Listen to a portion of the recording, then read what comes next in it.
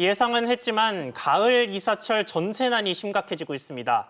전셋집 찾기는 하늘의 별 따기고 어쩌다 나온 집은 기존 가격에서 억대로 뛰어서 나오다 보니 전셋집 들어가자고 그야말로 영끌 대출을 받아야 하는 상황이 됐습니다.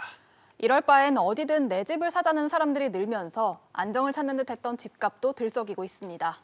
경지부 윤지혜 기자와 자세한 얘기 해보겠습니다. 윤 기자, 이 추석 지나면 더 심해질 거라더니 전세난이 정말 심각하죠? 네, 강남구 마용성뿐 아니라 서울의 외곽 지역과 수도권도 전세난이 확산하고 있는 모양새입니다. 일단 새 임대차법이 시행된 7월 말 이후 계약 갱신 청구권을 이용해서 기존 전셋집에 2년 더 눌러앉는 수요가 늘었기 때문에 전세 매물이 크게 줄어든 점이 있죠. 또 매물 부족으로 가격이 뛰고 있는데 전월세 상한제 시행 등으로 보증금을 2년에 5%밖에 못 올리다 보니까 집주인들이 4년치 보증금을 상승분을 미리 올려받으려 하는 그런 수요가 늘면서 최근 전셋값이 그야말로 부르는 게 값인 상황이 됐습니다. 네, 그리고 최근 들어서는 순수 전세가 줄고 이른바 반전세라고 부르는 물량이 많이 늘었다고 하는데 이쪽 상황은 어떻습니까? 네, 맞습니다. 금리가 낮다 보니까 집주인 입장에서는 아무래도 반전세가 낮겠죠.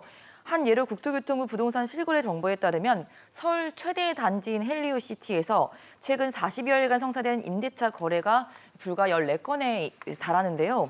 이 중에서도 그나마 순수 전세 거래가 4건이고요. 10건이 월세를 낀 반전세 거래였습니다. 전세를 반전세로 돌릴 경우 통상 1억에 월세 30만 원 정도로 계산을 하다 보니까 세입자 입장에서는 부담이 크게 늘어날 수밖에 없는 상황이 됐습니다. 네, 그럼 세입자 입장에서는 받을 수 있는 만큼 최대한 대출을 받아서라도 전셋집을 잡는 게 나은 건가요? 네, 맞습니다. 그렇다 보니까 지난달 전세 대출이 역대 최고 수준으로 늘게 됐습니다.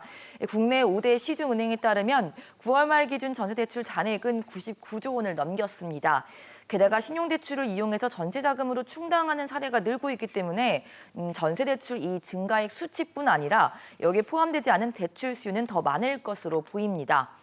앞서 정부가 임대차법을 발표하면서 초기에는 혼란이 있다 하더라도 시간이 지나면 전세난이 진정될 것이라고 했지만 여러 가지 측면에서 이 같은 예측이 빗나가면서 정부가 결국 추가 대책을 내놓을 수 있다. 이런 점을 시사하기도 했습니다. 네, 이게 전세 가격은 사실 매매 가격의 선행 지표라고 부르지 않습니까? 전세값이 오르면 이게 매매 가격을 자극해서 매매가를 더 올리고 이런 식의 상황이 많이 벌어지는데 매매가 상황은 좀 어떻습니까?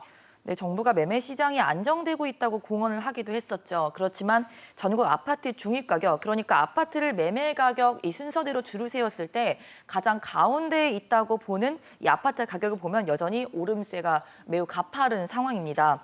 지난달 전국 아파트 중위 가격은 사상 최초로 4억 원을 넘었는데요. 8월과 비교해서 10%가 넘게 뛰어오른 상황인데 이 통계가 시작된 2008년 이후 역대 최고 상승률입니다. 서울의 중저가 아파트 쏠림이 이런 전국 아파트 중위 가격을 함께 끌어올린 걸로 분석이 되고 있습니다. 김포 파주 같은 경우도 6억 원 이하의 아파트 상승세가 오히려 가팔라진 상황입니다. 결국에 30대의 패닉 바잉에다가 유례 없이 전세값이 뛰니까 전세값을 내기보단 차라리 매매를 하겠다는 수요가 함께 겹치면서 여러 가지 측면에서 다소 외곽 지역에도 집을 차라리 사는 게 낫겠다. 이런 수요가 한꺼번에 몰린 것으로 분석됩니다. 네, 윤 기자 잘 들었습니다.